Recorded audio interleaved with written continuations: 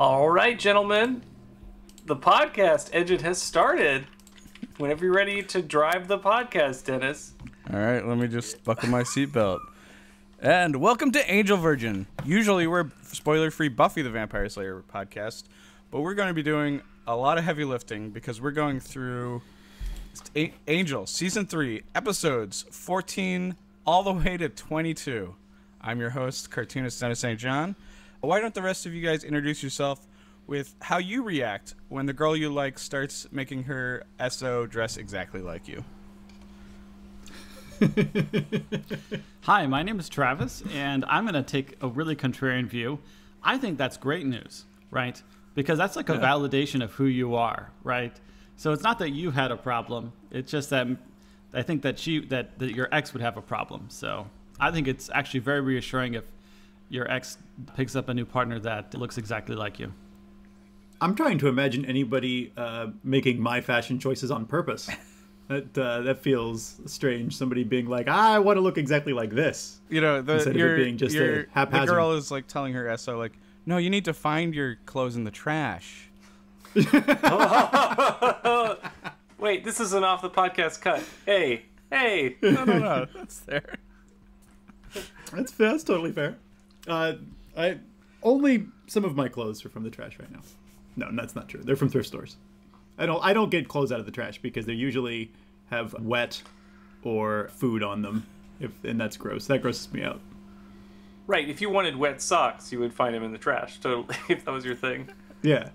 Oh, dude, speaking of socks, I found the best life hack for socks, which is I found this military surplus place that will sell you black wool combat socks, and it works out to £1.50 per pair of socks as long as you buy them in increments of 25. And they're great. They're like wool. They're super comfy. They last like a really long time. I imagine they seem really tough. I just got them, so I don't know if they last a really long time. I have replaced all of my socks with identical black wool combat socks. Oh. Sounds like a great hack. I get all my socks for free as long as I don't mind having Snoopy on them. Dude, that's amazing. I'm like, that's cool. That is amazing. I'm adamant that my socks be identical to each other across the board because I cannot be bothered to find the mate for a sock. I think my life got better the day I decided that I am not allowed to have nice socks and they just all need to be 100% uniform, black socks. That's it. Well, you can have nice socks. They just have to be all the same brand. Yeah, exactly. They have to all be identical. Exactly. Yeah. Who else is on this podcast? Hey, what's up? My name's Michael. I'm the Virgin. I've only seen Angel up to all of season 3 at this point. And yeah, I guess I think it's inevitable to see your significant other, I guess your ex rather, finding someone that looks like you. Isn't that kind of how it works? You're kind of into a type, right? And then having them dress like you. I don't know. It can go all the way if they want. All right. What even was that question about? The only way to know is to hear a summary for a bunch of episodes all in a row and find out what we're reviewing.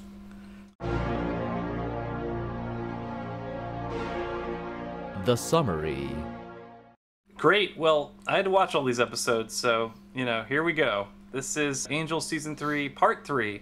So starting with episode 14, which was Couplet. This is the episode where Fred and Gunn track down a tree demon. Cordelia needs a potion to have sex with the Gruselug without transferring her visions. And other stuff. But that's like a high level of Couplet. In episode 15, Loyalty, Wesley goes down the rabbit hole of Connor-related prophecies and realizes something must be done about that baby. Episode 16, Sleep Tight. This is the one where Wesley kidnaps Connor. Sejon opens a rift to Kortoth. And then Holtz runs into the portal with Connor. No one else allowed in. In episode 17, Forgiving, Angel kidnaps Linwood, and then they fail to open a portal to Kortoth. And then we kind of learn Sejon's insane plan for prophecy fabrication. Yeah, it gets revealed, and Sejon is captured by Justine in an urn. And then Angel attempts to suffocate a recovering Wesley. I think all those details are important. That's why I'm reiterating them. Episode 18, Double or Nothing. We learned that Gunn traded his soul for a truck. I mean, a super cool truck. But he was in bad space when he did that. Episode 19, the hotel is infested by demonic slugs from Rift, obviously. Episode 20, A New World. Connor returns. And boy, does he. He's a teenager now.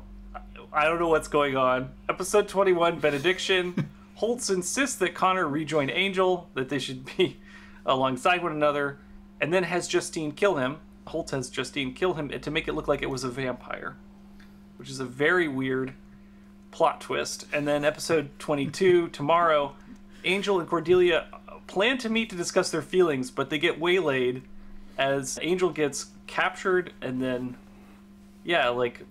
put into a box and then thrown underwater by Connor, and Cordelia ascends to heaven, and Lauren moves. So a very, very weird end to this season. Man, you ain't kidding. All right, let's get into it. Let's do great lines. Great lines. And I picked the line from Double or Nothing. Leprechauns don't exist, son. I just really loved. This is a consistent thing in the Buffyverse that pretty much everything exists except for leprechauns. I enjoyed Fred dealing with the fact that Charles sold his soul for a truck, and she goes, "Not this truck. Oh, Charles, your soul wasn't worth air conditioning?" My great line is for when Layla and Wesley hook up. Lyla and Wesley hook up. She says, as she's getting out of bed, "Don't go thinking about me when I'm gone." And fucking stone cold dark Wesley is like, "I wasn't thinking about you when you were here." Yeah. What? It's really, really dark and gross. Yeah, nihilism Wesley. It's a whole thing, man. Yeah. One of mine was when the Gruselog was talking about repainting Connor's room, and he said, "I like this pomegranate color." And then Angel's like, "What?" And then but the Gruselog couldn't pronounce purple. He called it purpla. And then he goes, "Pomegranate was my mother's name." So That is an excellent joke. I laughed out loud at that one. Yeah, it was so goofy. All right, let's see some questions. Questions for the group. Do you think that Angel and Buffy ever just take a moment to talk about having supernaturally aged teenagers? I mean, it's just weird. They should. What a weird coincidence. They're both dealing with this. Maybe they could exchange tips,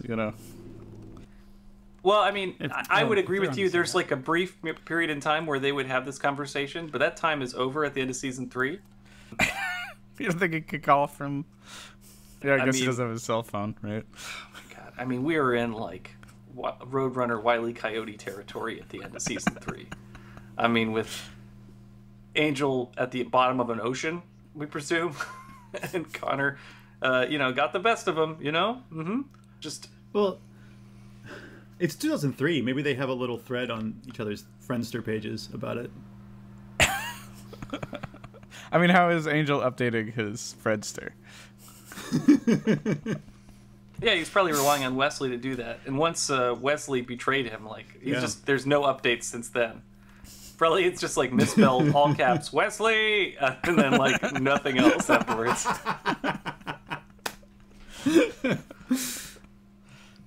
Speaking of the internet, not really a question so much as a guessing game. Guess who Connor's top 3 pairings are in the fanfiction world on Archive of Our Own. So who are the top 3 characters that have the most stories about Connor having romantic relationships Okay, with? can I guess? Who do you think? I will say guess. Angel, his dad. Dawn, because they're age appropriate. And Cordelia. You are shockingly close, Dennis. You are shockingly close. So, yes, you're correct. The number 2 most common pairing for Connor is Angel, which is gross but predictable given the internet. The number 1 most common one is Dawn. You're absolutely right, which I was surprised by. But Connor, Dawn. But the number 3 I thought was even more surprising is Connor, Spike. Oh, weird. I wouldn't have thought of that pairing. I wouldn't have thought of it either, and apparently several people I have. bet the internet is obsessed with Spike being intimate with With every everybody. single character. Yeah, that's probably true. It's probably just the third that one is yeah, Spike. it's Spike / Yeah, everyone. so it's really is you need what to it is. if you want to catch who the unusual Connor pairings are, you gotta like subtract 20% from Spike or something. Yeah, it'd be interesting to do some kind Always of like subtract 20 controlled The spike statistical factor, the spike analysis. adjustment. Yeah. It's literally a I was spike. actually thinking about this. I was looking at whether or not Archive of Our Own has a good API where you can try to pull some of these statistics and like try to do some analysis on them, but I don't think it's a very straightforward thing to do. John, I'm so sorry. Yeah, that's too bad they don't have their own API. Maybe But we you can search to exclude mentions of Spike, right? You could exclude a character. Yes, I can. Yes, you can. You can search for stories and exclude specific pairings, which is handy when some pairings are gross. Yeah, I'd love to know what the number 4 one was, because you got to discount the Spike because it's not inspired. You know what I mean? Right. Here's my question. So how long were Connor and Holtz in the Demon Universe? I think they say, and like Holtz is surprised that so little time has passed on Earth, and he looks deeply sad. He doesn't even want to look at a newspaper. It's like been a few days or something. Him wearing his Christopher Lloyd old man makeup. But like, it seems like it's been, Connor was a baby going in, and now he's a teenager. The max teen age would be 19. He's old, right? Like 18, 19? Yeah. I think he's like 17, right? That was my read on it. I don't know. I don't know where I got that number from, Something like that. Yeah, it's been between 16 and 19 years. Okay, and then maybe a week? 2 weeks? Yeah. And also, so what do they eat for food in that universe? Yeah, also, Connor is literate. Like, he can read the letter that Holtz gave him. So, which means Holtz taught him to read, but taught him to read with what? There's no books? Like, did Holtz have to, like, I was just thinking about this. Like, Holtz is, like, a Christian, so did he, like, Clay tablets. remember the entire Bible and, like, write it down and then teach him to read using his handwritten Bible? And does Connor, therefore, have a really hard time reading anybody else's handwriting other than Holtz? Because that would be the only written material he'd have access to? I don't know. It's got to be a crappy education, because Holtz is already a time traveler, taking a kid to another dimension. Right.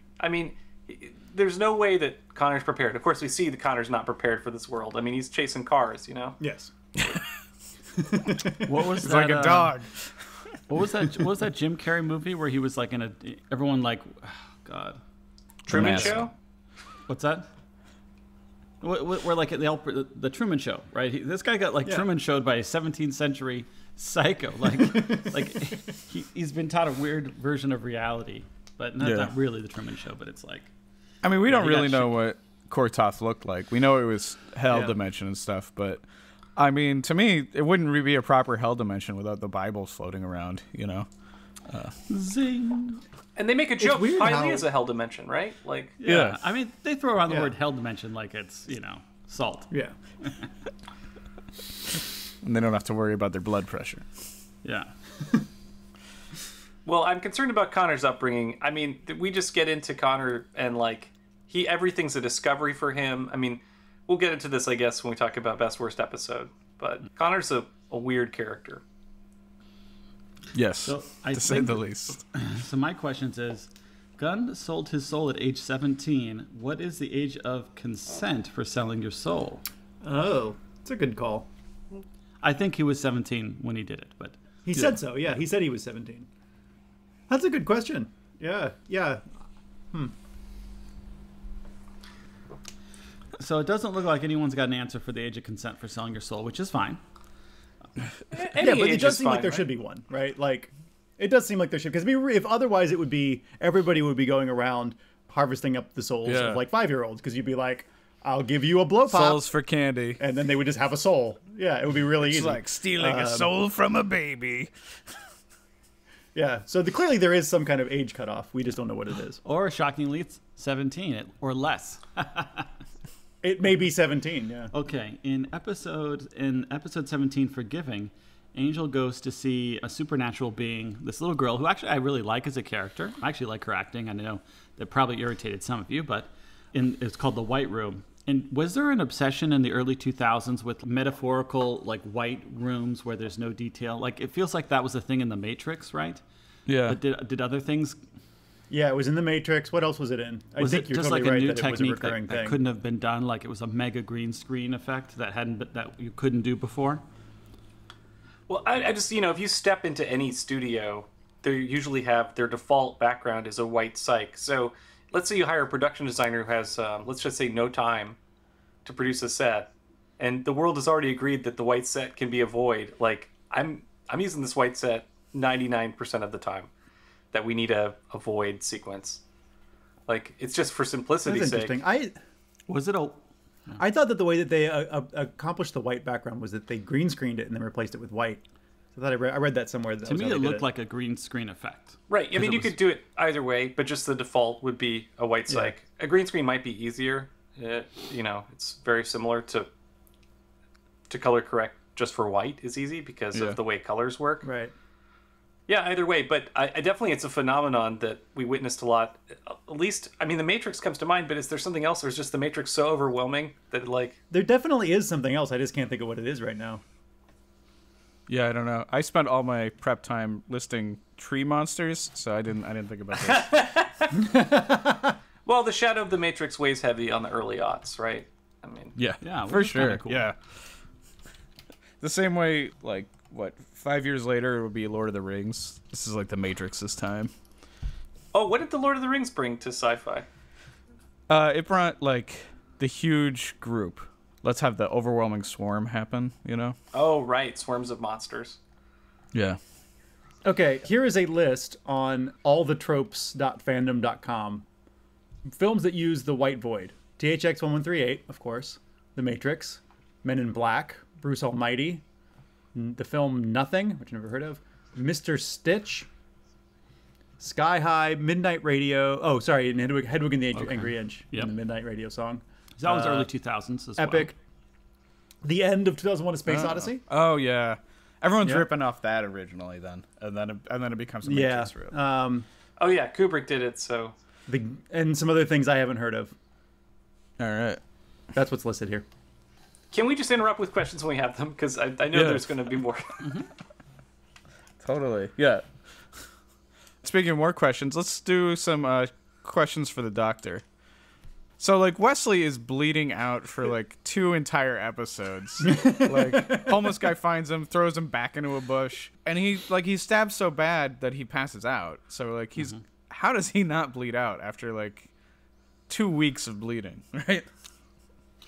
Yeah, at first I remember thinking it was kind of unrealistic, but actually I think it could be realistic for sure. Absolutely. Because in his case, I mean, it's possible that, well, I mean, the thing that's a little inconsistent is it was the amount of damage to his trachea, like where I think they said his trachea was cut. That requires a lot of force. Right. That really does. And you really can't, the way she did it very quickly, so that one's kind of inconsistent. But you definitely can have, so what it looked like happened was that he had like an asymmetrical laceration more on the left side than the right. So missed his right carotid artery, right jugular vein. And so what it looks like is that he just had a laceration of, what keeps him alive is that it was just a laceration of his jugular vein, not his carotid artery. That would keep you alive. But the thing that bugged me was that there should be a lot of blood on the ground. Like that, they walked around the park, Angel and Co. And it's like, dude, there shouldn't have been like a mystery. There should be a ton of blood. There should be a pool of blood on the ground. Yeah, like, especially for Angel. Like, yeah. I'm less surprised about this now, and I'll tell you why after the podcast is over. But I think it could be totally accurate, except for the trachea injury. But I'm sure I would give him antibiotics too in the hospital, and he needed a surgery to sew up that laceration. But he would have been in the ICU, so that's the one thing that didn't make sense. Like you don't just anyway. So I think it's okay. I think it's okay. But he could definitely lay on the ground for a couple hours and go into shock, and it was brutal. Related neck wound question. Yes. So Holtz has 2 fang holes poked in his neck with a knife. So the knife that Justine uses is like a big hunting knife. Did it bother anybody else that she's able to make these little pinprick holes with this massive knife? And also, like, if you did make little pinprick holes in someone's neck like that, would that kill them? this man is 200-something years old. Going down the stairs will kill him. Yeah. Yeah, he's like an old balloon, John.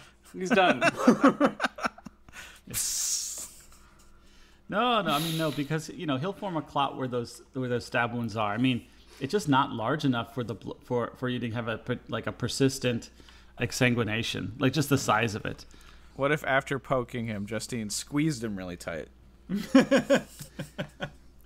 What they should have done, which would have been crazy, is it would have been cool would be if they had like giant medical, like a central line kit, like a special medical kit where you're supposed to put a IV in someone's carotid vein, and so if you put a large enough needle into somebody's carotid artery, they will bleed out, right?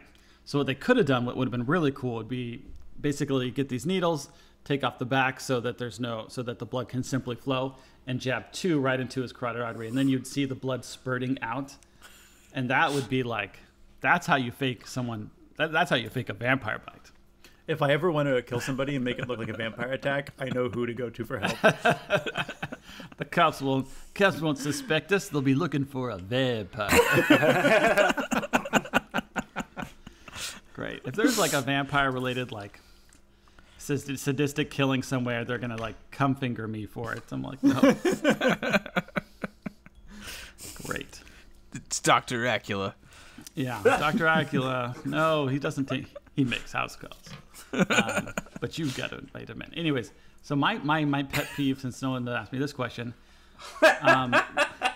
Yes. When Angel takes his little baby to the doctor, the pediatrician is like listening to the baby's heartbeat and all this thing, and Angel's just like, stream of consciousness questions, and it's just like, dude, has the stethoscope. He is listening to something else. He cannot answer your questions right now. You can't.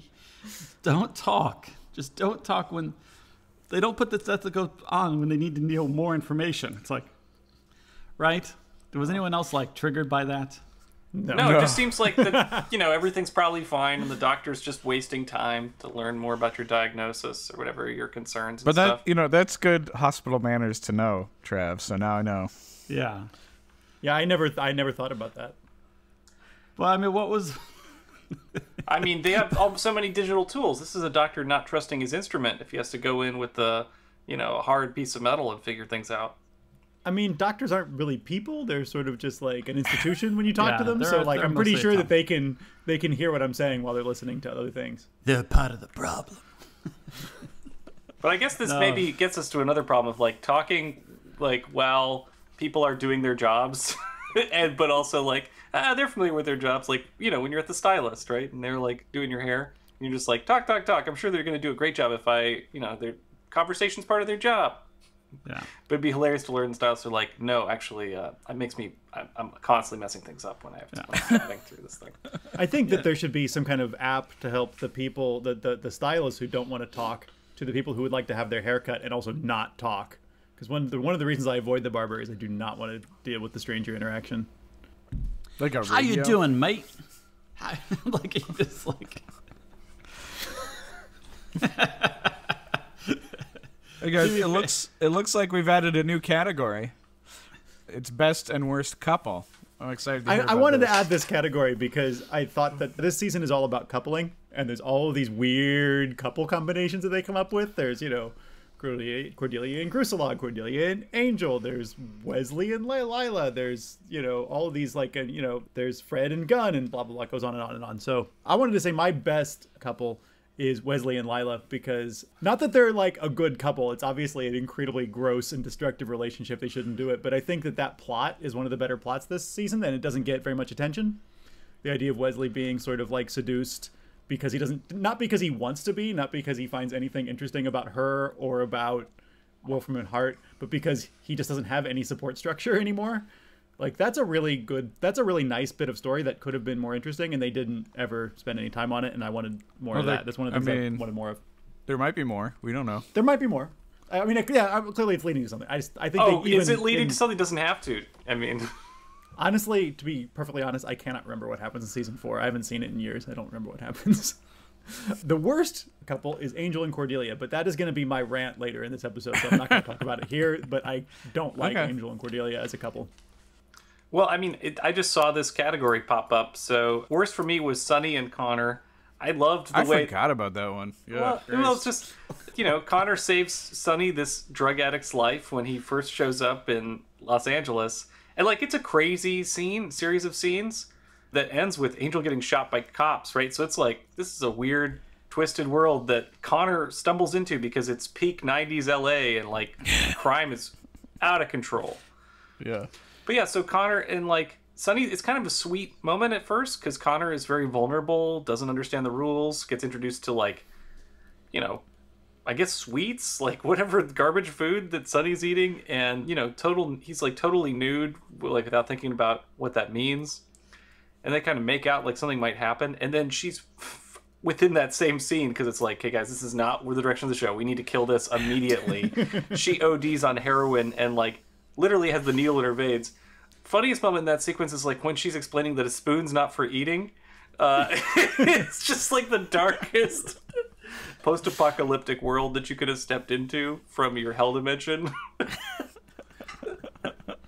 I do like the drug dealer that Connor kills, how he's I just rape girls in my car, but I have these 4 giant muscle men hiding behind around a the bridge, corner at all times. What is that dude's job description? I hide behind a bridge, just waiting for my boss, just so I can intimidate teenagers. I actually kind of liked how I actually liked the actor, but it was terrible at times. Yeah, who is that? The actor. He's a familiar drug dealer character. He looks so familiar. Well, his office is essentially an alleyway, which means it's a free space for him to use, but you just have to pay for security in order to make it your office, right? So yeah. That's business, Polly. You're welcome. I could be paying $2,000 a month in rent, but now I'm only paying $1,500 a month for this muscle. Yeah, it makes sense. It's good math. That's business sense. And then best relationship here was Angel and Cordelia, this long time coming weirdness. But then it doesn't even come to fruition in this season. So this is just, I'm anticipating this for a long time now. It seems like a good pairing, but now I don't know. I literally don't know. With, Cordelia going to heaven. And I want to ask, but I know that that's kind of an unfair ask. What's up with Cordelia? Where's she going? Where's she going? Wait, also Skip is here. That's amazing. But Skip's it's your time, honey. What? Time to die? Yeah. Time to go to a higher plane, right? They said a higher plane. Right, to become the powers that be. It be. is tough that we just can't. We're spoiler free, so we just can't talk about some stuff that's happened because of how much it's just a setup, right? Sorry, Mike.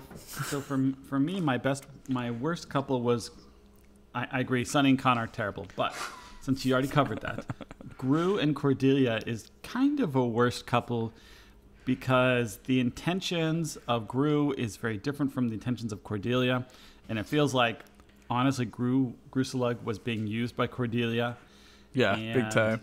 It is not an equal relationship, and it's highly problematic on a lot of levels. And that's not a critique of the show you're making. That's the point, right? That's the point the show is making, is that this is a doomed relationship because they are not in it for the same reasons. I think that's treated with some pretty big kid gloves. I don't think they're. To me, it doesn't feel like the show is really reckons with that relationship. Because if it was not a good relationship, there would have been more consequences. I mean, she just kind of goes to heaven. But anyways, one thing I really like, and I wrote this later and then I deleted it. I do really like when when the Gruselug really figures out what's going on in the relationship, and he really figures out Cordelia loves Angel and I'm this weird substitute. He has the emotional maturity to call her on that and to break it off and to leave. I respect the hell out of that. Yeah. That only happens in fictional world. In reality, you're oh, I see what's going on. I'm going to just milk this until it breaks my heart, I guess. Yeah, in real life, this process takes about 5 years. Yeah, that's right. Yeah. And my best couple, of course, is Fred and Gunn, which is very sweet. Yeah, Fred and Gunn. They're your OTP, buddy. Yeah. I don't know what that means. It's a one true pairing, right? Oh, okay. I still don't know that reference, but I'm going to roll with it. I'm just trying to use internet slang. Okay. I guess I'm happy they kind of got back together after, Gunn broke them up, right? To, like, throw the relationship away in order to, I guess, avoid the consequences from the soul deal he made that was coming due. But, like, I mean, narratively, we're on Gunn's side, but, like, if you're at all empathetic to Fred, that's a crazy series of events. And, like, but I guess Fred's life's already been crazy, so it's fine. Yeah. But, like, that's and also Fred's smart enough to figure it out and stuff. They're such a weird couple that they're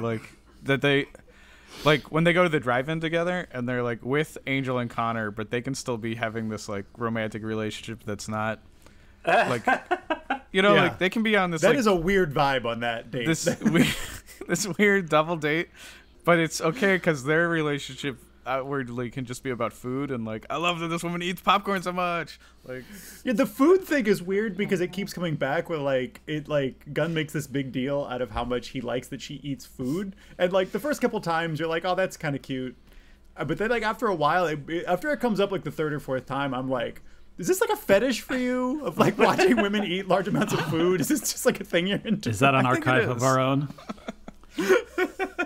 That's what Gunn wants to see. He just wants to see like a half-hour video of Fred eating. I mean, I don't want to kink shame Gunn, but It seems strange because she is very thin, and yet there's this obsession with making her eat, which can be read as a really negative obsession. Well, it's also it's his go-to actually. Yeah. When he wants to make up an excuse to break up with her, is he calls her a stick figure. Oh God, I don't know. I mean, it's kind of this weird reverse bulimia shaming thing. I mean, they're really focusing on the fact that she's not suffering from the typical body image quirks of most women, her size and shape. Right? I mean, I think that's the actual like sort of like, I don't know, body politics. And so with the Whedonverse, you just reverse those and you reward the opposite, and we're in positive territory, folks.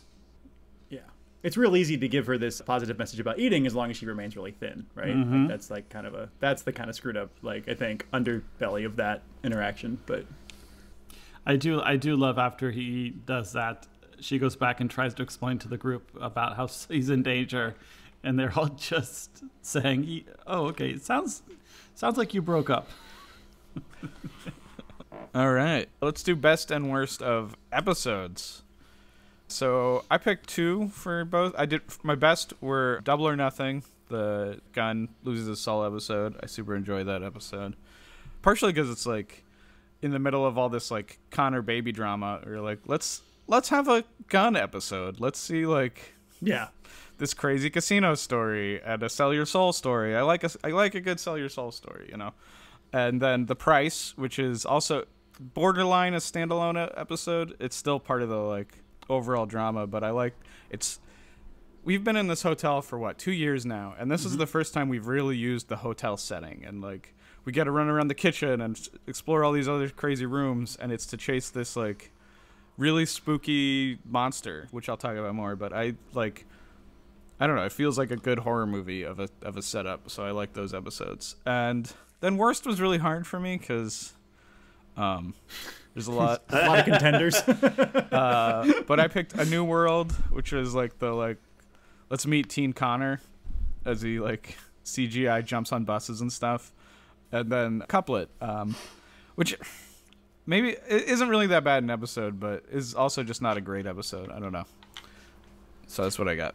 Well, I actually agree with you, Dennis. I think that Double or Nothing and The Price being the most like sort of like one shot, the closest we get to a one shot episode in this batch, are the most enjoyable ones. I chose Couplet as my best just to be contrarian because you had chosen it as your worst, and I didn't want to just repeat your choices. Just to stand up for Couplet, I think there's some fun stuff in Couplet. You got the monster tree, there's some really nice Wesley Gunn interactions in the diner that are just really, really nice and enjoyable. I think are some of the best moments that they have as a couple. But my worst was Forgiving, and not for any particular, like you, Dennis, I had a hard time choosing which was the worst. I think my worst was Forgiving because like what happens, and this is, I think, a problem maybe with the premise of this podcast, is that as we move on with both these shows, with Buffy and Angel, it makes less and less sense to talk about them as individual episodes because increasingly there are episodes upon episodes where there's just their only role of the episode is to move the arc forward. Right. And that makes individual episodes really not memorable. So I chose Forgiving as my worst episode because I can't even remember what happens in that one. It just inches all the plot points forward and nothing particular happens. Well, I disagree that nothing particular happens. I mean, I choose Forgiving as my worst also, but because of the Seijan fake prophecy reveal, where Seijan is a time-traveling demon that made up a fake prophecy about Connor in order to get Wesley to give up the baby. And that's so fucking stupid. It's such a stupid plot concept. And it's like brain breaking to like have that reveal happen. Like, oh, I traveled through time and I made a fake prophecy. You're like, no. Because we just spent so many episodes worried about this stupid prophecy, and it just takes all the air out of the room, all the weight that they placed on this idea that the sun will, the sun's going to be dangerous. Yes, the sun is actually dangerous, it turns out. But for the reasons that this prophecy stated, right? And that Wesley needed to get rid of this hot potato baby ASAP because it was going to cause so many problems in the future. And it's like, they just burned that story completely and then went another direction. I was just irritated with this because Seijan's like, and then Seijan's so easily dismissed because it's like, oh, well, then he's the big bad. Then obviously this fake prophecy shit's crazy.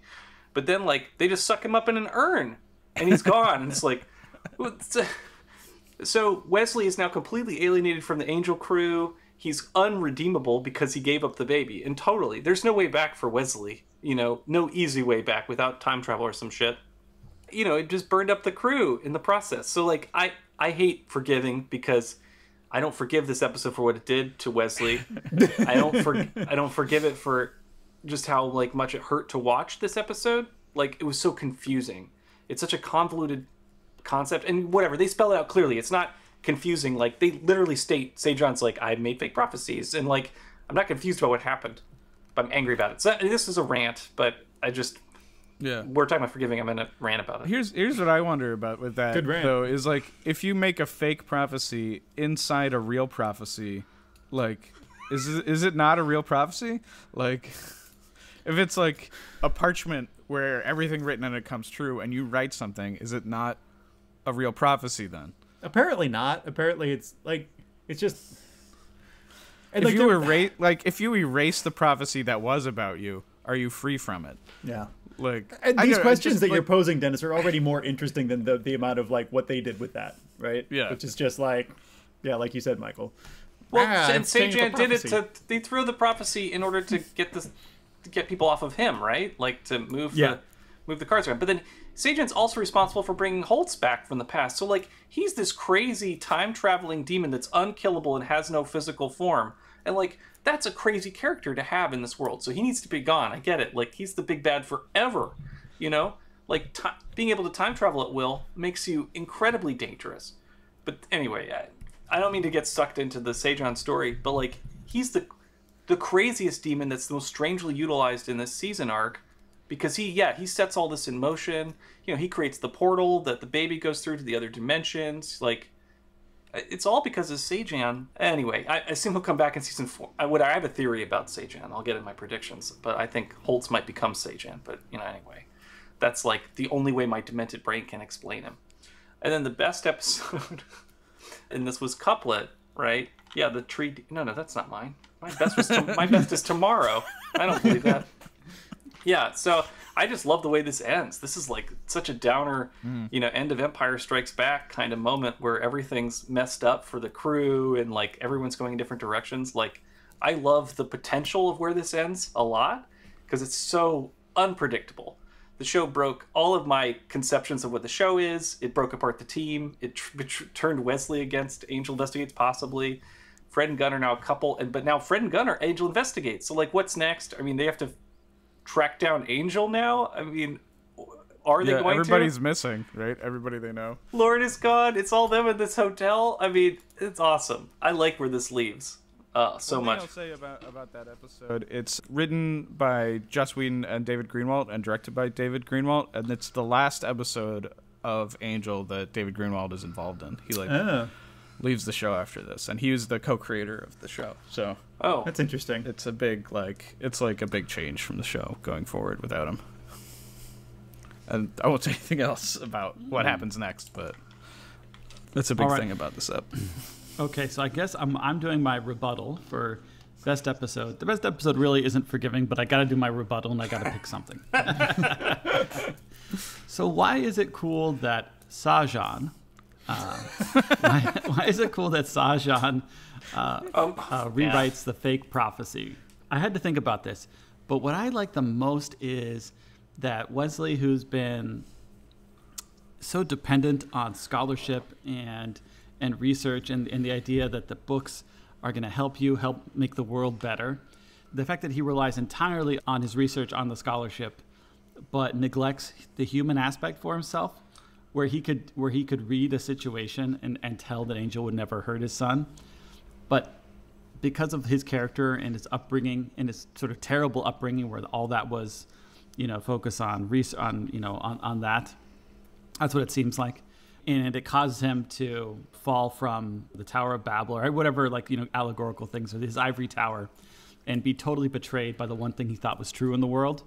That's a really amazing character development, which is so great. So that's why I love that idea that you could be betrayed by something that you used to love and prize and center your whole value system around.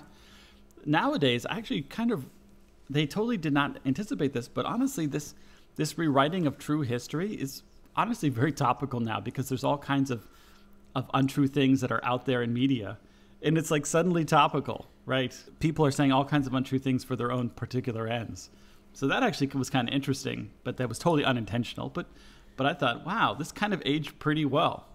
And so we're kind of at a new point in time where you have to pick what you think is true and what you think is untrue, right? And, having your own intuition about who do you trust for the truth. You can, kind of forward that idea of, is this really true? So I thought that was cool. Strong touche. Yeah, that's a deep read. Yeah. But, I think, like what I said, everything you said is, an analysis that if it should have been in the episode if they wanted, if you wanted it to be a good episode, put some of that in there. I know. Yeah.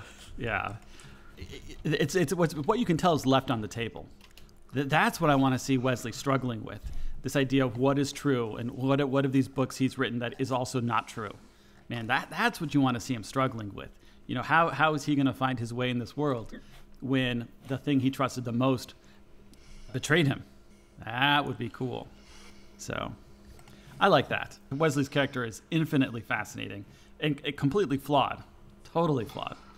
And I won't go on anymore there, but the worst to me is the New World. And particularly because we see a new character grown up. This is when Connor comes back. We got a chance to make a fresh start. You only get one chance to make a new impression, right? So why is the costume for Connor just awful? His dialogue is just awful. His direction is awful.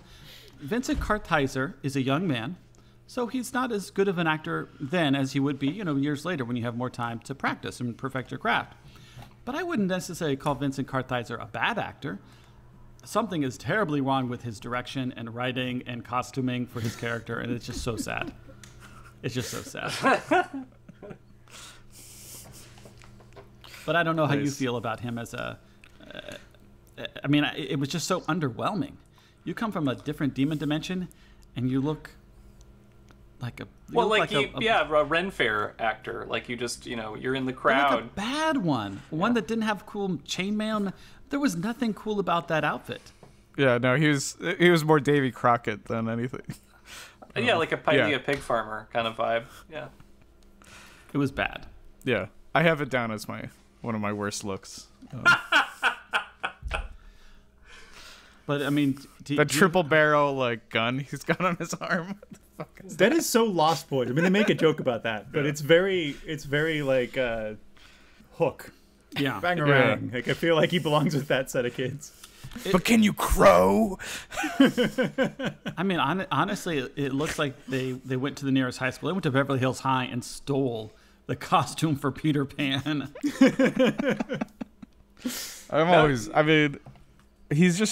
I'm also, whenever he shows up, I'm always like, and then Pete Campbell shows up. And I like him as Pete Campbell because he's we'll get it. And I would say, Dennis, is he a decent actor? as Yeah, Pete I think Campbell? so. Yeah. Yeah. It's not Because that the he's thing, untalented. the thing about yeah. Pete Campbell is he's an asshole that like Yeah. He's punchable. Yeah, the show knows he's an asshole and like wants you to punch it, like wants you to want to punch him for like 6 seasons, and like So there's like- good, strong direction. There's good. There's right. Yeah. and this show doesn't like. It's like they don't realize that he's punchable. Like they want you to be like, oh, he's a teen heartthrob or something, but really he's like season 1 Wesley Crusher. yeah. The thing is, he's not even teen heartthrob. He's got a look, but he's not a beefcake look. I mean, he's not jacked. He's just skinny. It's like an Eddie And Furlong Cordelia kind of is look. season 7 Wesley Crusher. Yeah, he's totally being an lifted Eddie to other Furlong. dimensions. Eddie Furlong T2 kind of vibe on this kid. Well, I'm not getting the Eddie Furlong reference. I get it now. But then, like, he's also dressed and ready to, like, make it with a drug addict in an alleyway. So, like, you know, that's kind of the world that he, like, they naturally pair him with. Dude, such a good call on that. Like, yeah, that costuming is awful. And the direction is so random. Because Connor is placed between, like, teen heartthrob and... I mean, they give him this morally ambiguous position to be in where he has to decide who his real father is, right? And what direction to go. So, like, I don't know, it's an interesting character story to play, but you're right, the direction of like what he truly believes is unclear. And then maybe we'll talk about the soul colonic and what that does at some point when Cordy offers him, I guess, redemption, and he seems to accept it. I forgot about that. Yeah, because like that's a major thing. It's a major power to have, to just be able to reset your character, right? Yeah. And then what does it do? Yeah, I mean, that scene is kind of that scene where, you know, I'm about to say his other name. Sorry, when Connor is Steve. like Steve. Yeah, when he's like insulted by Lauren, or like rather he's insulting Lauren, right? And like saying all this random anti-demon stuff to Lauren, and then like Cordy reveals she's part demon, and then offers him like this embrace, essentially like a motherly embrace, and then he's potentially cleansed of that. Of racism. Is that what's cleansed? I mean, I feel deep, like I feel like the most emotions I feel in this thing are for Lauren, and especially the thing at the end in Forgiving where he's like, I loved that kid, you know, and he's like how much it hurts to like have the kid you like were gonna be like a major part of his life like hate you because of what you are. I was like, again, the best Lauren. things are underexplored. Lauren. Yeah. And also, like, Lauren totally deserves to leave because Angel Investigations has done nothing for him.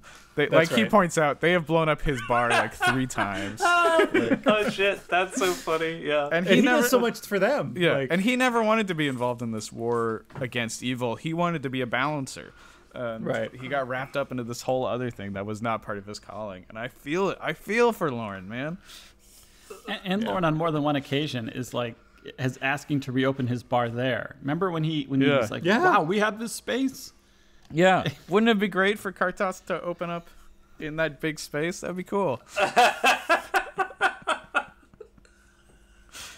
Oh, and he brings so many good characters in too, right? And the time jumping weirdo. Yeah. Anyway, Lauren's the best. Speaking of more best, let's do best and worst of monsters. Okay, so I said the Sluck, who is the demons from The Price, the creepy crawlies, the water bugs. They're very cool, man. Like you know, it's pretty rare for me to be like, I'm gonna favor the CG monster over the practical effects one, but I think these guys are cool. I think it's cool when they possess people and they become infinite thirst monsters. I think that's great, and that effect is also done well. And I mean, I know it's all hyping up for Connor, which is a letdown, but the like them hyping for a monster that's much worse is like a very cool, like, you know, they do that well. So those ones are definitely my favorite. I also, even though we all trash except for Travis on the episode Forgiving, I do super love the drive-through possession that happens. Oh, right. I kind of forgot about that. Wesley goes to speak to like the higher being or whatever, and it possesses a drive-through window, and it's like giant ominous threats and warnings from this like hamburger face. Hey, that to me is mine. like, don't take mine. How many can you have?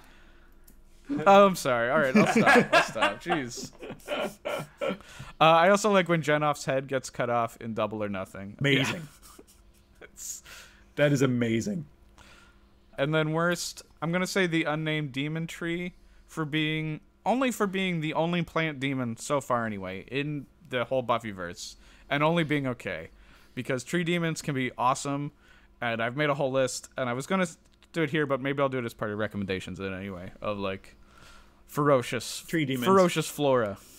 This is not a monster thing, but if we're going to talk about special effects, I wanted to have a quick chat about the bullet time thing that happens right after Connor appears. Like we've already shat upon the costuming, but I also want to take a big dump on the bullet time effects, because bullet time was a huge thing in The Matrix in 1999. This is only a couple years later, but it's already so played out, and so you can tell they're doing it out of almost obligation. We have it's the way you do an action scene now, because it's this year and this is what we have to do. And it's just so dumb. Kicking the stakes out of the air and stuff. It's just really stupid. Yeah, there's a lot of stakes to kick out of the air too. With all this Assassin's Creed type crap that Connor has. I mean, that's why he has the costume, right? The crappy costume, because it's hiding the fact that he's a dangerous killer. You know? Gosh, I guess for best and worst monster here, I think best, I'm going to say Justine is the best monster here. Because all she does is keep her mouth shut, she doesn't reveal, the truth about, to Connor about what's going on with Holtz. So I think that's pretty awesome. And, there's that, I mean, the scene isn't that great, but when Angel and Connor team up to fight vampires in the bar, and, Justine's the bait and stuff, that scene has some good tension in it. Ultimately, it goes to this weird, team up shot they want to get us to, where it's wouldn't it be cool if? And you're like, whoa, yeah, actually, I'm kind of digging this scene. But yeah, Justine is just this kind of creepy character that became a bigger and bigger threat through season 3. She's just angry vampire hunter. She's got scores to settle. I mean, and the things Holtz is asking her to do, I mean, it's twisted. So I think she's a candidate for the best monster. And then worst for me is old Holtz. I mean, I'm super confused by his plan at this point, and I think he is too. He just knows he needs to get off this island, and however he's going to do it with this, deliberately choosing to be killed in order to set in motion other events, that's a crazy out for him. And then, you're thinking for a second, oh, maybe he's faking his death, and he's not going to. And then, nope, Connor takes his head off. So it's nope, there's no coming back from whatever this stunt is. So old Holtz, his plans just fall apart at the end, and I'm confused. But I'm along for the whole Holtz ride as a viewer, so I have to see how this ends. But I think Holtz has some fundamentally problems with his plans, and they ultimately don't make sense to me. Which maybe they'll come to fruition in a season 4. I think he might be the worst monster. I think the show wants him to be a lot more scary and intimidating than he is. Instead, his plans come across, I think, as kind of more convoluted. All right. Yeah. I certainly agree. Okay, so my best was I called the hamburger god. I'm not sure exactly what. What I really like about that scene is that the special effects still hold up really well. There's some moments that are kind of cheesy, but there are moments where they're doing this really cool neon effect that still look really, really good today. And I was just so thankful that it wasn't a terrible CGI effect, because Lord knows those are littered around Angel. Yeah. But I really enjoyed that. And, I obviously I enjoyed Wesley going solo, going commando, just doing his own thing because of where it takes him. So I thought that was very cool. It also was very funny, of course, LA is full of really weird people. Sorry, Los Angeles. But the fast food workers that leave the fast food establishment, that is probably not the first time someone has gone up to the hamburger person in the middle of the night and just started talking, and even though it was turned off. So I can only imagine how many times they've seen that before. So anyways, I thought that was very humorous, but I just love that special effect. I just love neon lighted special effects, man. That's a trigger. I also Willow this season also was talking to a drive-through yes. thing. So it's a thing going on this season of Buffy and Angel. In America, that's where the portals manifest. Drive-through windows. Oh my gosh. And then another one I loved was the actor that got infected with the translucent lobsters. the translucent lobster demon, as I call him.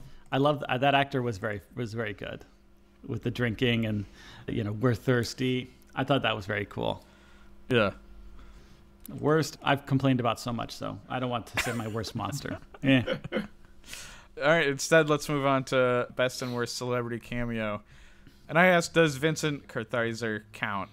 I mean, Yeah, he does. He wasn't famous for anything else at this time, but sure. Mm-hmm.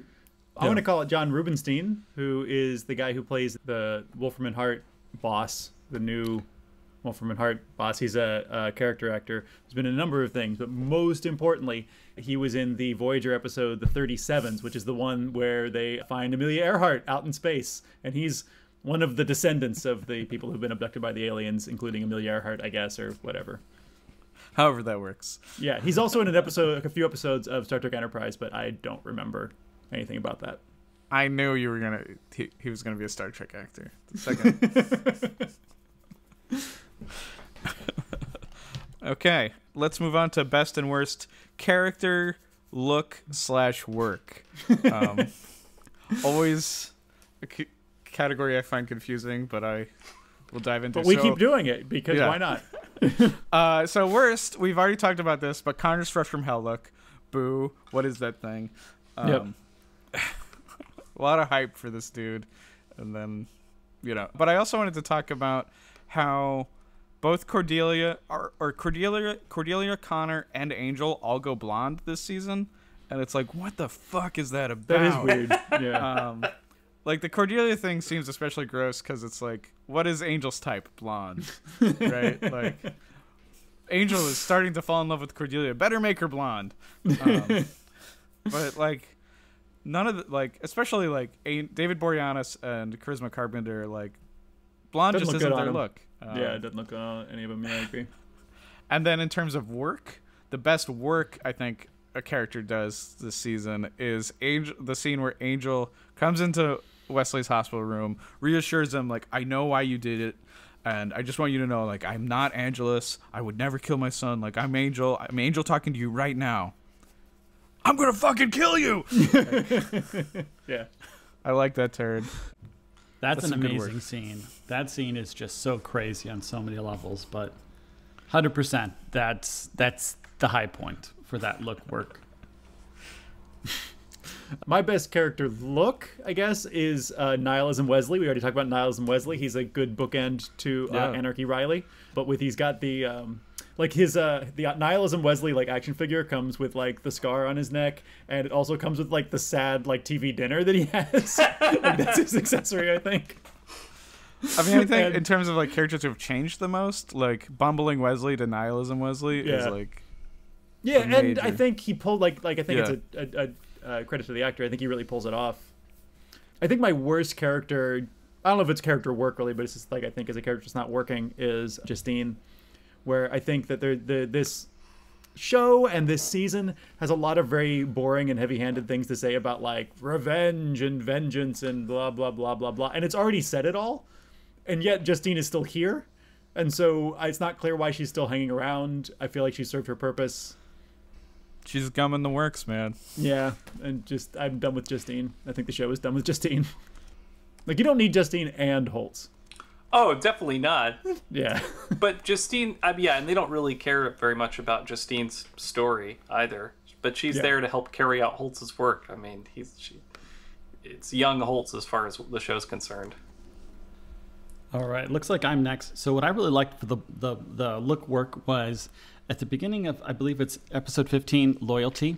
Wesley's having these amazing hallucinations while he fell asleep at the hotel. And one of these hallucinations, his hand is on this book, and then all of a sudden there's this blood that's gushing out of the book, and it's holding his hands.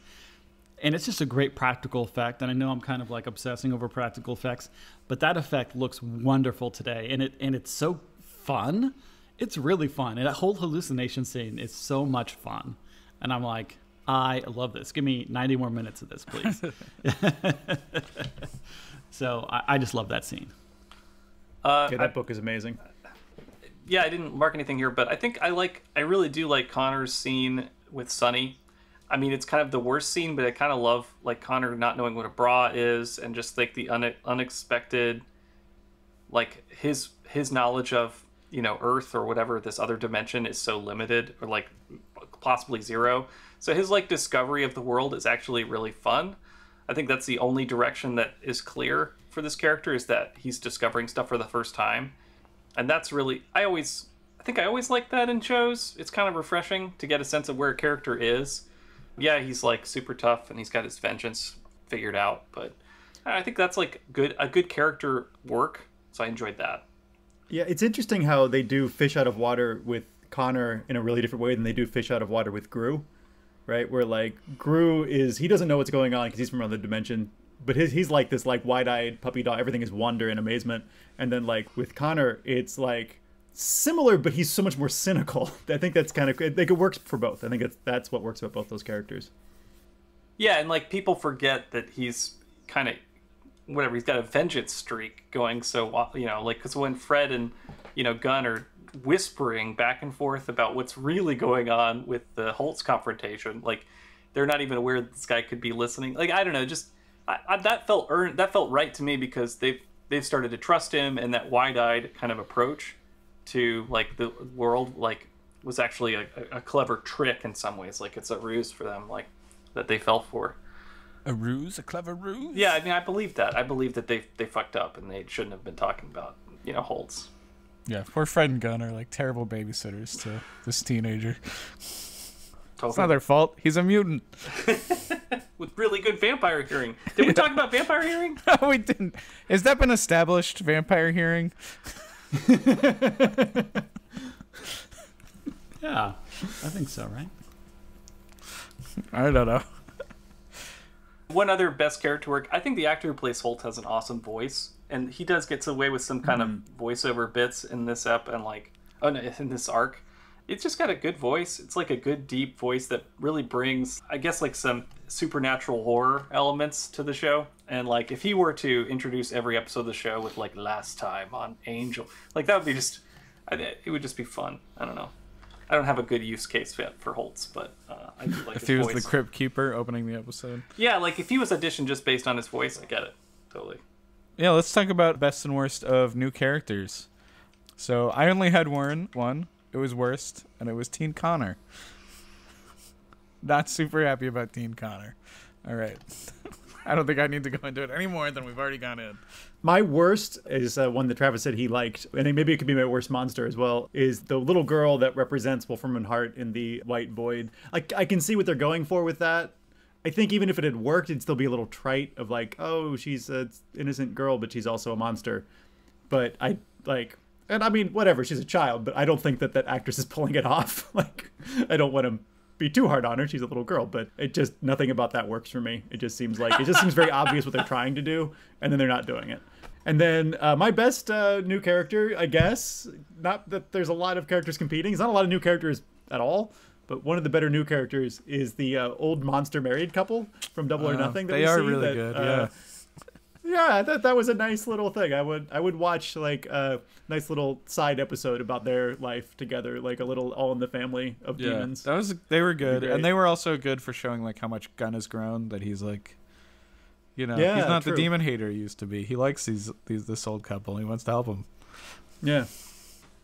Well, I'm gonna use my best words just for a shout out for Linwood Morrow and say he's a pretty good actor, and I enjoyed all his scenes he's in, because I think he really grounds the absurdity of how Angel is acting after, he's trying to figure out how to open a dimension or whatever, and maybe Linwood knows something. And, like, Linwood is a human. He's a Wolfram at heart. He thinks the stakes are high and that there's going to be a lot of consequences, Angel. And Angel just, like, cuts him down so fast and just, like, look, dude, no one cares about you. They're not going to go after me, buddy. And he's totally right.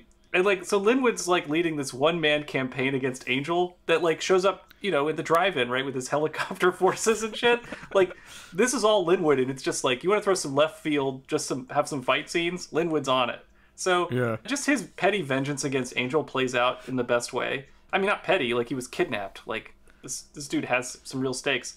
It was a nice alternative to Lyla, or Lyla, excuse me. My pronunciations are horrible, I apologize. But Lyla's You know, there's some people who watch this podcast who have a suspicion you don't actually watch the episodes, you just read descriptions, and that's why your pronunciations are so bizarre.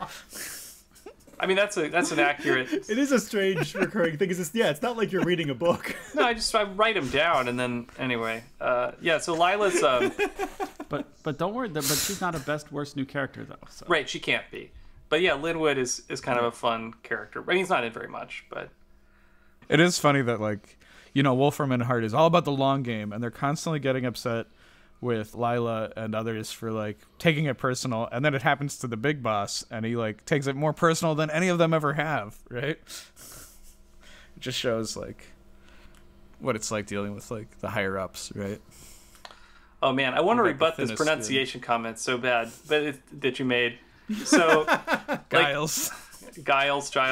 I think part of the problem is I think this show is, it's important to me to hang out with you guys, but watching this show is not the biggest priority, and often I put it off and I watch it random times in the day when I have time, and then write comments and then forget pronunciations because this is one of a million shows I'm watching during quarantine.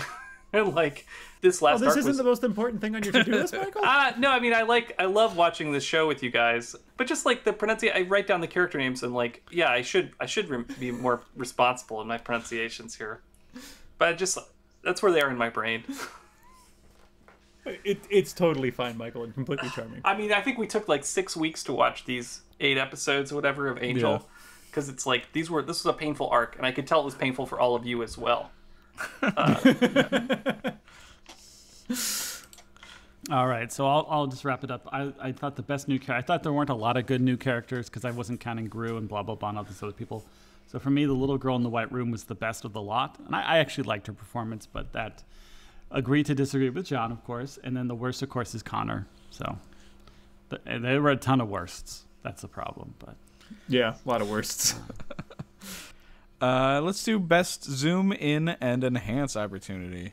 And this is all John's. The only good zoom in and enhance opportunity I could find was, well, first of all, actually, there's the letter that Holtz gives to Connor, and you get the entire text on screen, but also it's read out loud, so no one cares. So I screenshotted that for nothing. This email that was sent to Lyla, we've seen the interface on the Wolfram and Hart Max before, is these wonderful little folders that say fun things like demon resources, things like that. We've seen all that before. But she gets an email that she has to open with a spider. That was awesome. a great scene. I love the, like, that is awesome. But I can read the email to you. It says, within the past several hours, agents from the Paranormal Disturbances Division have been alerted to a bioplasmic infection originating from the premises of Angel Investigations. Not Angel Investigates, by the way. At this time, the exact nature of the infection is unknown. Preliminary psychic readings suggest that the disturbance to be a result of thermogenesis, possibly megatosis. Please see attached file for more detailed descriptions of these phenomena. Surveillance indicates that the employees of Angel Investigations have quarantined the premises in an attempt to prevent the creatures from reaching the general populace. So far, it appears they have been successful in their efforts. A surveillance team is monitoring the hotel and will provide regular updates to the situation as it develops. And then there's a link that says download attachment. So they're sending attachments and emails over there at Wolfram and Hart, unlike my job, which says that if we do that, it's a security risk. Awesome. Yep, pretty boring. Pretty much just what you already know is happening in the episode. It's just like, it's exposition for Lila's sake. Like, a spider is way better two-factor identification than... that was Two-factor arachnid. Yeah. She put the spider on the numpad, though, so it makes me wonder if the password is all numbers. It totally is. That's the problem. It should have crawled across the whole keyboard. Yeah. Anyway, thanks, John. Let's do recommendations.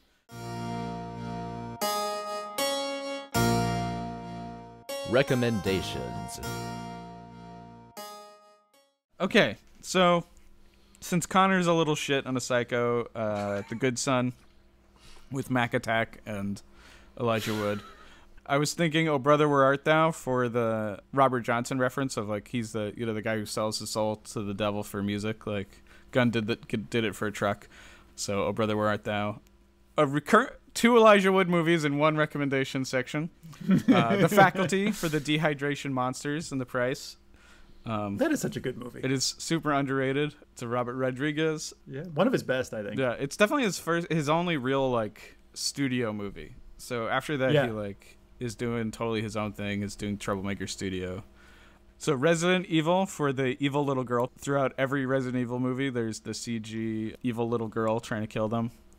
I could not figure out what the movie they were watching at the drive-in was, if it's a real movie at all. I didn't see any humans. I just saw like, it looked like it was like, just like test shots of blowing up like army stuff, which could be good props for a real movie. I don't know. It's like that Simpsons joke about the stock footage festival. Yeah.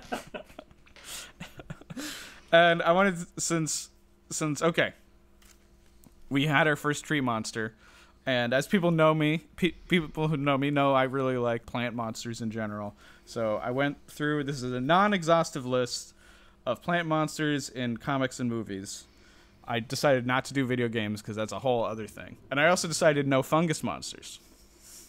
We got Ents, Swamp Thing, Jason Woodrue, Man Thing, Krakawa, the island that walks like a man, the Heap, Groot, Bog the Swamp Demon, the Parliament of Trees, Triffids, Audrey 2, obviously, the Vines from the Ruins, Dr. Bushroot from Darkwing Duck, Biolantes, Little Odic, the Thing from Another World, the Trees and Evil Dead, Killer Tomatoes, Tabonga, the Pod People, let's see, Sagaha from Lovecraft, the Green Thing, Taboo, the Thing from the Murky Swamp, Mandrake Roots, the Weeping Willow, Juron, the Mammoth Flower from Ultra Q and Ultraman, Oblivion Moss from D&D, and finally the Kite-Eating Tree.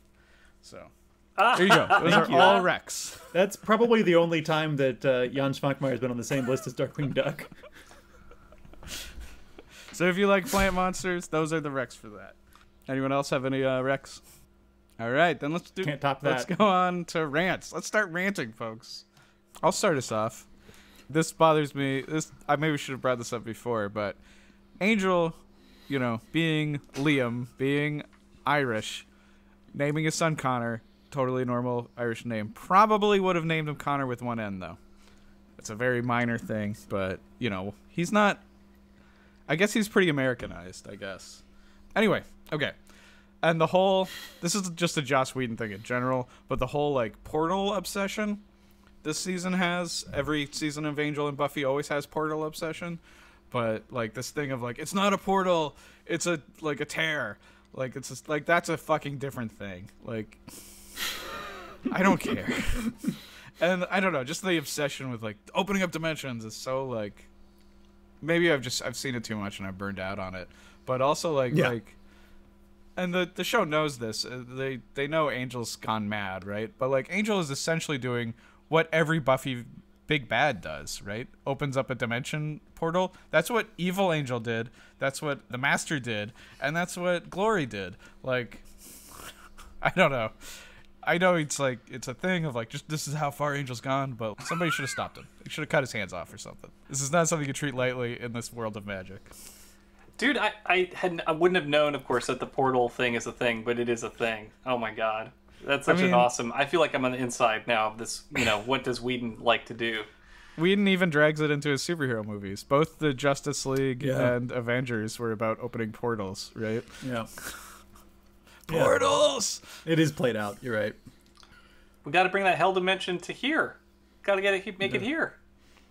That was also the climax of the Star Trek Picard, and it was really bad. Oh, yeah. It didn't work at all. It was terrible. Sorry, I'm just angry that show is not good. That's a different rant section. I know. Yeah, different rant. Yeah, just insert Star Trek rants whenever you please. I'm used to this. I wish I could. Unfortunately, I didn't even. So my rant here is it's not even so much that I'm kind of annoyed this is even my rant, because my rant is that having Angel and Cordelia as a couple is dumb. But my rant is basically there's nothing interesting in this season of Angel that makes me want to have a rant about it. There's nothing that usually on this show we do Angel episodes, I have something fun to talk about and something that I can get worked up about. But the most I can talk about is that I think Angel and Cordelia is just really uncompelling and boring. It feels like they're putting these two characters together because it's the most prominent woman on the show and the most prominent man on the show, so they just have to make out, is what it feels like. I know that they've been planting the seeds of it forever and building up to it. but I've never bought it. I don't know if it's because the actors don't have the chemistry. I don't know if it's because it just seems like Angel is serially dating women from the same high school class, and that seems gross. Or you know, like the older they get, the less gross it becomes. I liked Kate I feel better. like I really liked Angel Cordelia in the first in Angel's season 3 part 2. Yeah. I liked that version of it better than what's happening now. What do But you I mean? feel Like which version of it? Like which episode? Well, were those? the tension they had of like while they're practicing Right. sword fighting, and they're like, you know, you guys are whatever that Pylea word is, and Right. the magic romance they get in the ballerina episode, I think, is nice. Yeah. I feel like this is something that we're gonna have to talk about next season with like what happens to Cordelia, and like the Angel Cordelia thing is like only a symptom of like that. Yeah. That's true.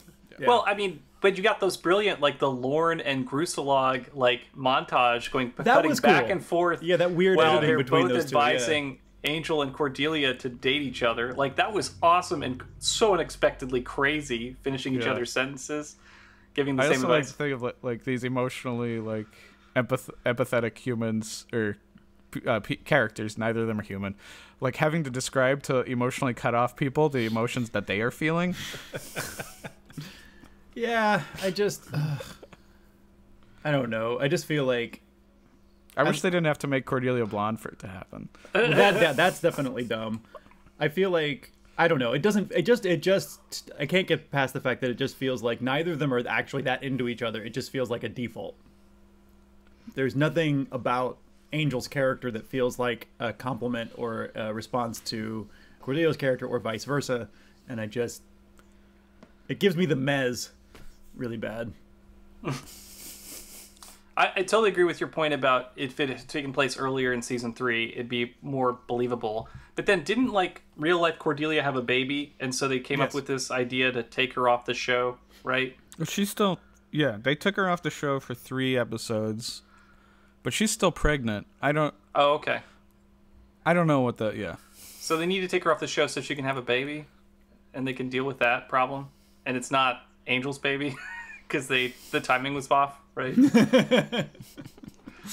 Yeah, you know, this happened on another David Boreanaz show where in Bones and David Boreanaz get together incredibly after like not touching each other for like 5-6 seasons. They all of a sudden become like fucking married because Emily Deschanel gets real life pregnant. So they like the whole like we're building up to this romance incredibly slowly until we're not. You know?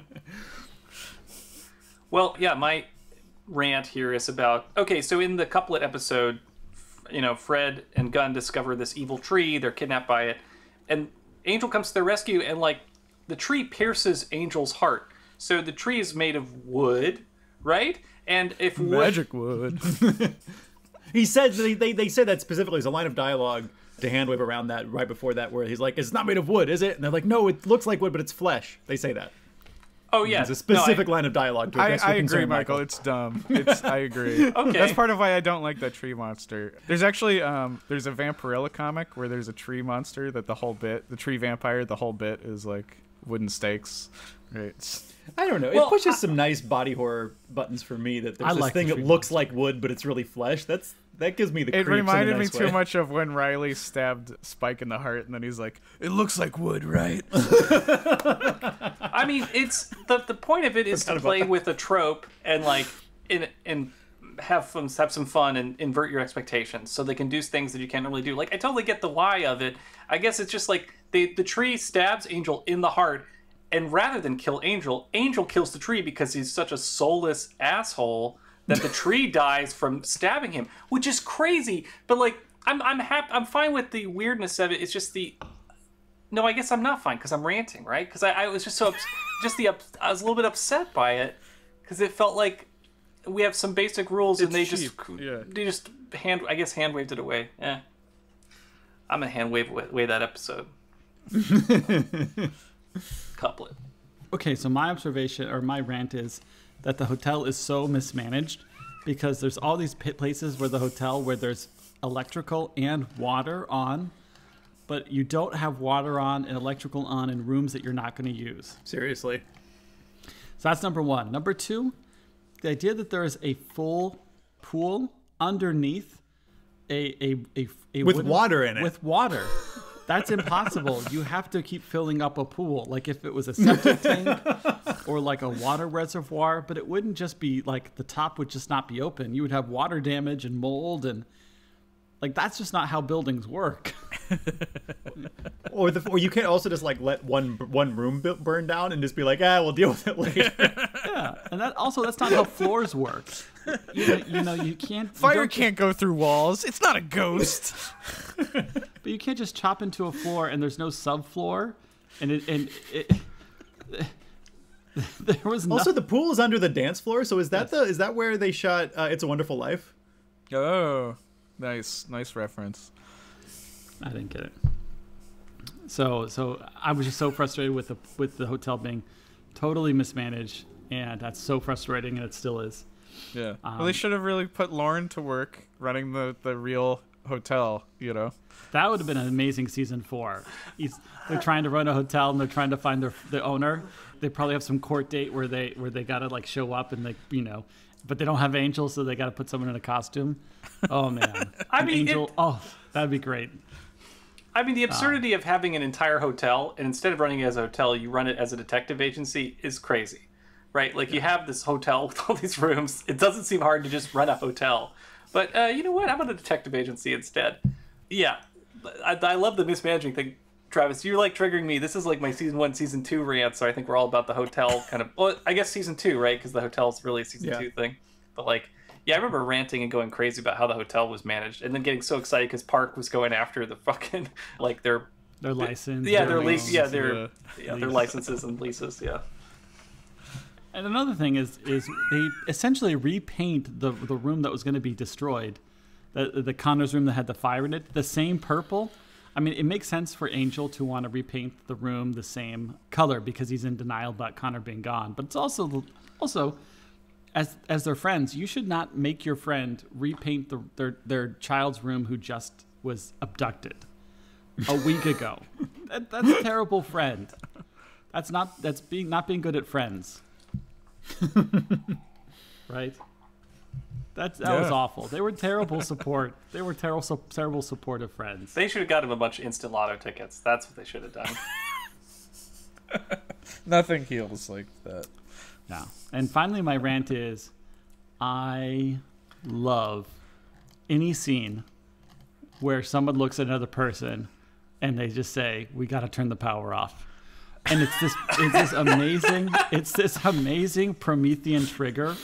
There's something deeply human about losing fire and losing light that I'm realizing I think that's what these movies are tapping into, a fear of the darkness that is sort of innate human nature. But it's great when Angel looks at Gunn and he's like forcing him down there like alone to turn off the power, and like all the movies, turning off the power makes the most amazing chunk sound in your life, and it really doesn't do that. The only thing that makes a really good chunk sound is when you have to like flip a switch, but on like an electrical panel. But I can't imagine that you get a real good chunk sound flipping that big switch. But man, there's something real primal about turning off the power that just triggers me in just an amazing way. Awesome. I love it. Why are you laughing so much? You don't like it when someone has to turn off the power? He's got the power! I was thinking about the turning the power back on scene in Jurassic Park. Like, yeah. Well, they're both good. I mean, like, I could watch like loops of that. I would love to watch a supercut of all the turning power off or turning power on scenes if you could like cut them together between a bunch of movies. Yeah, supercuts. Well, tell you what, I'm enjoying, one of the things I do enjoy about watching James Bond movies is he does flip a lot of switches in the last act. That's like his thing. Or he plants an explosive, but sometimes he flips a big switch. Guys, Moonraker. All right, Moonraker's freaking awesome. Anyway. I love Moonraker. Why don't we move on to predictions?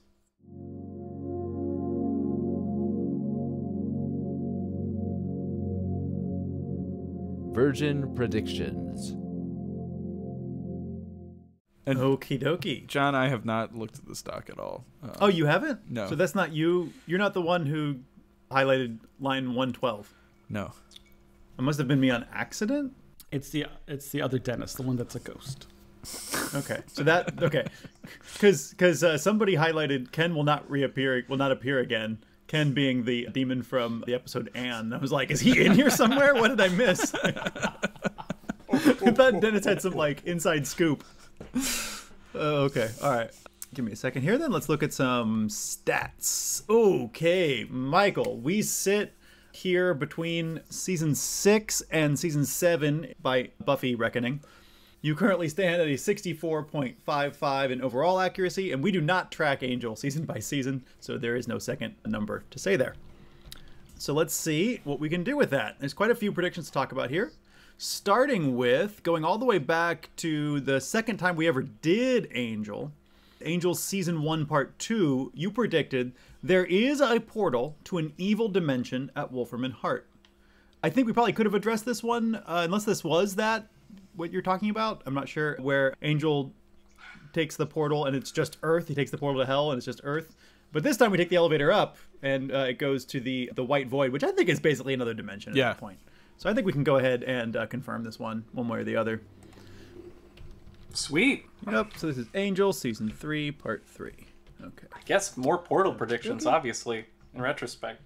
Angel Season 2, Part 2, you predicted, Michael, that Wesley will get a new, quote, enhanced girlfriend, which could mean demons, supernatural powers, etc. My question is, does Lyla constitute a girlfriend, and does she constitute being enhanced? I think probably it's no on both counts, but I thought I'd bring it up. I don't think she's a girlfriend, but she could count as enhanced because she's just got access to like almost unlimited powers, right? Right. She's got the password spider. Yeah. Yeah. If they do become boyfriend girlfriend, then yeah. Okay, so we'll have to kind of like keep an eye on this situation and then maybe check back in with this prediction. Okay, so Angel Season 2 Part 3, you predicted that Angel is going to get more sun in Season 3. There's a scene here where Connor is running away, Angel chases after him, and then he's like, oh no, I can't go out because I'm in the sun, but he totally fully runs into the sun for a second, and there's no consequences. So I think that one's confirmed for sure. Man. They're so done with that. Also in Angel Season... You also predicted that Lindsay is going to run Wolfram and Hart, listen to the hand, in Season 3. That is denied. Lindsay doesn't do anything, is really Wolfram and Hart. Yep. Okay. You predicted, as a super prediction, that Winnie, which I think is Fred, will date Wesley in Season 3. I like how you predicted a different nickname for her also. Yeah. That's a double that is denied. She did not date Wesley in Season 3. At the beginning of this season, you predicted that Cordelia is going to have a badass fight moment. Oh, it says in Season 5. Sorry, I didn't realize that. So I guess we can't deal with that yet because Season 5 hasn't happened. I don't know why you're making predictions specifically for Season 5, like 2 seasons ahead of time, but... I think this might have been It's not for me to judge. This might be a mistyped, John, because I feel like I wouldn't have predicted for Season 5. That seems... Yeah, you have the second one here also says in Season 5. Are you looking at I'm looking at those 5? too. I bet those are Season 46, 3, 47? right? Are those meant to be Season 3? I'm not sure how that happened. Oh, probably. Because we were on Buffy season... Were we on Buffy season 5? We were on Season 3 at the time, at the beginning of Season 3. Yeah. I'm sure I just wrote the wrong number. Okay. I'm sure those are for Season 3. Okay. Yeah, that we'll makes just sense. go ahead and say that. Then I'll go ahead and change history here. Okay. All right. So, okay. So you predicted, Michael, that Cordelia is going to have a badass fight moment in Season 3. I think that you could kind of count when she's attacked by Connor and she dissolves his knife with glowing white energy. That seems pretty badass. Yeah, that's to me. pretty badass. I think we can count that. So I think we're going to go ahead and give you the points there. You also predicted, this one's a little bit more dicey, but I definitely want to touch on it. Gunn will have a Michelangelo moment in Season 3. He will say cowabunga and or be overexcited about pizza. I mainly just want to continue to talk about this one. This one came up because I had noticed that Angel is coded blue in the show's intro because he's a Leonardo, and Fred is coded purple because she's definitely the Donatello, but the pattern doesn't really continue from there, so we were trying to figure out if Gunn, because he's coded orange, if he's the Michelangelo of the group somehow. There is a lot of food things with him. He is like really jazzed about like popcorn, ordering waffles, food, and yeah, the popcorn. And there's I don't know if you noticed on their like their like date to end all dates that he takes Fred on, that like he orders them each a massive pile of chicken wings. Like they each have a plate of like 30 wings. So like, is that a Michelangelo moment? Well, I should have said overexcited about food and not been specific to pizza. But, because obviously, dude loves food. Loves that his girlfriend likes food. Did Michelangelo, was he just generally enthusiastic? He's a party dude. Because remember when Gunn went to the ballet, he said, or Angel was like, man, you'll be tripping about how cool these guys are. And Gunn says, no, don't talk like that. You lost the trust. And then later on, he's like, man, these guys are tripping or something. Remember? He was all like, oh yeah, this is awesome. Like, I couldn't tell if that was like a Michelangelo vibe. I think this is one I'm going to keep open, probably. I think this is probably... I feel like the bar needs to be slightly higher. Yeah, I feel like we need to... Well, it's denied, though, because I said season 3, right? So, like, it's just denied. True. Oh, I suppose it is season 3. Yeah. So the question is, you're right. The question is, yeah, what happened in season 3 that was the most Michelangelo thing he did? And I think it's probably eating a lot of food.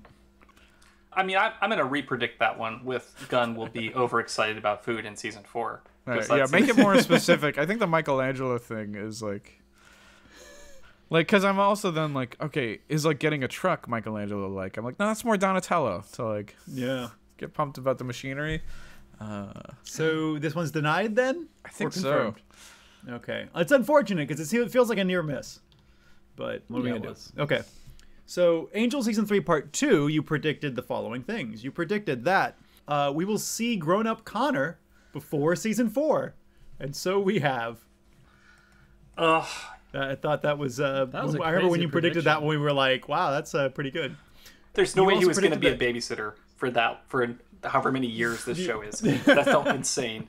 I didn't know how he was going to grow up, but he was going to grow up somehow. Like, whether they just montage to the future or what, but... you predicted Cordelia won't give her visions away in Season 3. Correct. You predicted that Holtz will fight against Wolfram and Hart in Season 3. Is there a moment where that happens? There is, right? Yeah. Yeah. Yeah, so that's confirmed. This is 3 confirmations in a row here, man. Yeah. And then you predicted that Skip will return because he's so much fun. Also confirmed. 4 in a row. Okay, Wolfram and Hart will kidnap Connor in Season 3. And here the streak ends because they don't. But they steal his blood when he's in the hospital. I mean, they kidnap his blood. That's not the same as kidnapping him. Yeah, and they don't even make an attempt at teen Connor, really. No, they do. Remember, that's the very end when they all have those guns pointed. Oh, the teen Connor, they tried to adopt him at the movie theater. I mean, they try to, like, kill him, right? They're not trying to kidnap him. Well, okay. And then finally, we have a super prediction, which is that Holtz will be killed off by the end of Season 3. And so he has. So that's a super confirmation. No way he was making it through Season 3. We all saw that writing on the wall. All right, I got some new predictions. One second, let me give you your updates on your stats.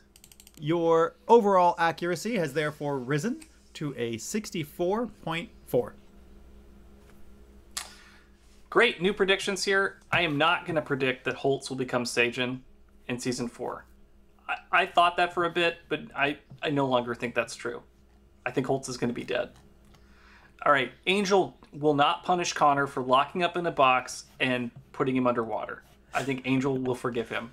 So I think he's still his son. I think Fred will build a device that allows her and Gunn to travel underwater. Let me change that. Fred will build a device that will allow her to rescue Angel. Let me just make it that. The traveling part may be the mistake. Allows her to rescue Angel. Traveling underwater. I like this idea, though, of them traveling underwater. Yeah. If only somebody had invented some sort of underwater vehicle. Yeah, Gunn would just steal it. Or make a deal with the devil. DSV crossover. Dude, that needs fan fiction. Okay, Gunn will be overexcited about food in Season 4 of Angel. Generic, good. Gru is gone. Doesn't reappear in Season 4. We're done with the Gruselug. My super, Wesley and Lyla have sex in Season 4. Again. That is a recurring nightmare that they're both in now. It's like a Spike Buffy situation. Both hate each other, but they got to keep doing it for reasons. Maybe it'll get more serious. But Wesley and Lyla, the Spike and Buffy of Angel. All right, guys. Good job, Mike. Thanks. I've been your host, Dennis St. John. You can find me on Twitter and Instagram at Dennis Comics. That's DENISCOMIX. That is also my .com, where you can see my mini comics, my monster books, my dinosaur zines, all that stuff. So I want to say thank you, one and all, for listening and talking to us at Buffy Virgin. Don't forget to rate us, and we hope you're subscribing. You can watch us on YouTube. Our Twitter is at Buffy Virgin Pod, and Instagram is Buffy Virgin. Reach out. We love to hear from you, and we'll see you in hell.